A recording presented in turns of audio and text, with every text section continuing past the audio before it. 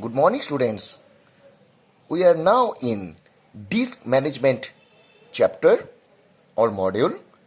In my previous class, I have talked about SSTF, that means shortest seek time first. We have seen there, using the SSTF algorithm, the read-write head will service the request which is closest to the current position.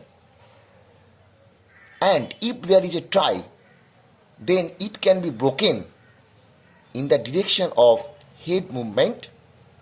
Next, we have done a numerical problem to calculate the average head movement using SSTF algorithm. We are given a queue and we have solved that numerical problem and calculate the average head movement. Next, we have seen its advantage. We have seen that it is very efficient than FCFS because it has less average response time and waiting time. And when there is less average response time and waiting time, that is the way of increasing throughput. Next, we have seen the disadvantage. We have seen that the overhead will occur to find out the closest request, and requests which are far from the read-write head will starve. As well as we have seen that there is a high variance in response and waiting time, and that is very difficult to implement the real life or real time system. Today, our topic is scan. This is a disk scheduling algorithm. We will first solve a numerical problem using scan algorithm. The numerical problem is like a previous one. Suppose a disk drive has 200 cylinders numbered from 0 to 199. The queue of pending request is like this, and the current position of the disk head is at 53. We have to calculate the average head movement in this algorithm. So, first, like the previous method, we will make the queue request in an ascending order. So, we will make it as 40, 41, 65, 67, 98, 122, 124, 183, and then it's 199, but the request queue is from 14 to 183. The disk head is at 53. It is the current disk head position. So, how we can solve this numerical problem using scan? So, the disk head is at 53. Now, it will not follow the first come first serve or shortest seek time first. Rather, it will take one direction to satisfy a request. Suppose the direction is to 200. So, the 53 will be, from 53 we will go to 65. That requires 65 minus 53, that equal to 12. After that 65 to 67, that required 2. After that 98 minus 67, that equal to 31. After that 122 minus 98, that means 24. Next 124 minus 122, that is 2. Next 183 minus 124, that equal to 59. Then 183 to 199, that means 16. That means it will move to one direction and scan at most to the right, or the head starts at one end of the disk and move towards the other end. Then it will again come back in reverse order.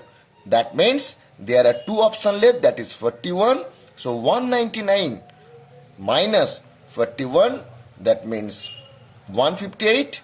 After that, 41 minus 14, that means 27. So this is the solution methodology using scan algorithm. So total head movement will be 12 plus 2 plus 31 plus 24 plus 2 plus 59 plus 16 plus 158 plus 27. So this is the answer of total head movement. Now, what we have learned from this numerical problem? We learn from this numerical problem that head starts at one end of the disk and move to the other end, serving request in between and reach to other end. So the head starts at one end of the disk and moves towards the other end, serving request in between and reach to the other end. And the direction of head is reversed and the process continues. So the head will move toward the end of the disk and then it will reverse and will process the request and stop when it satisfies the last request. So this is your scan algorithm. It also is termed as elevator algorithm. Why it is called elevator algorithm? Because it follows the function of lift in a top building or in a very big building. Lift starts at one point and after that it will move up and after that it will move down. So that's why it is called the elevator algorithm. Now we are coming to its advantage. We can see that this is a simple, easy to understand and implement. Why? From the given numerical problem, we can see that there is no FCFS, there is no SRTF, only we have to make the movement of the head. That's why it is very simple and easy to understand and implement. Number 2, there is no starvation. Starvation means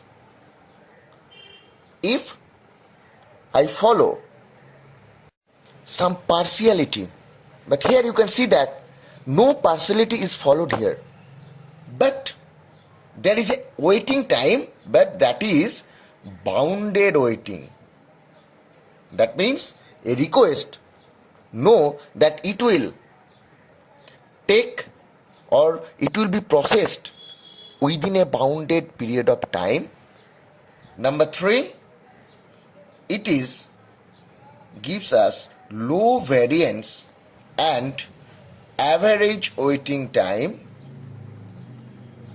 That means the average waiting time is very low and variance means the difference between satisfying the two requests is called the variance, and we can see that there is a low variance. Now coming to its disadvantage.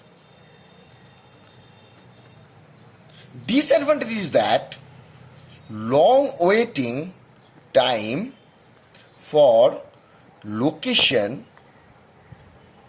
just visited by head. Suppose the disk head is currently at 41. The next process is at 53. So it will process from 41 to 53. Then the next process is 65. So it will process from 53 to 65. And in the runtime, suppose another request come, that is 45. But it will require more time to satisfy the request, because the disk head will move towards the end of the disk. That means it will move towards 199 after processing. Then it will move his head in the reverse direction. Then it will satisfy the request. That's why there is a long waiting time for location just visited by head. And the other problem is unnecessary moves till the end of the disk, even no request is there to process. That means, suppose there is 41, 53 and 65, and after that there is 27. So the head will move toward 41, then 53, then 65, and using this algorithm it will move from 65 to 199. But in between 65 to 199 there is no request left, but it will move. That means there is an unnecessary movement till the end of the disk, even no request is there. So there we will find some unnecessary movement. Now you can see that there is a long waiting time for location just visited by head. So to solve this issue, our next topic will be C-scan. That means circular scan. So that is all about this topic. If I conclude about today's topic, then we can see that today's topic was scan, where the head starts at one end of the disk and move towards the other end, servicing request in between and reach to the other direction, and after that it is reversed and this process continues. This was our scan. Next, we have solved a numerical problem using the scan algorithm. We have seen its advantage. We have seen its disadvantage. And to solve the long waiting time for location just visited by head, we will move to the next topic, that is C-scan or circular scan. In circular scan, the head starts at one end of the disk and moves towards the other end, servicing request in between them and reach to the other end, and then direction of head is reversed and head reaches first end without satisfying any request. So this is all about circular scan. Suppose this is from 0 to 199. Now the head is at 41. Suppose there is another 53, there is 69, there is 79, and here is your 41. So the head will move. Suppose the head direction will be towards 199. So the head will move from 41 to 53, then 53 to 69, then 69 to 79, then 79 to 199 it will move like scan, but unlike scan it will come again to the 0 or to the where it starts. That's why head starts at one end of the disk. So the head starts one end of the disk and moves toward the other end, servicing request in between them and reach to the other end, and then direction of the head is reversed and the head reaches first end without satisfying a request. So there will be movement from 199 to 0. After that there will be 0 to 14. So that means it will satisfying the request only in one direction. This is your circular scan. So in my next class I will solve a numerical problem, its advantage, its disadvantage. So for today's, thank you.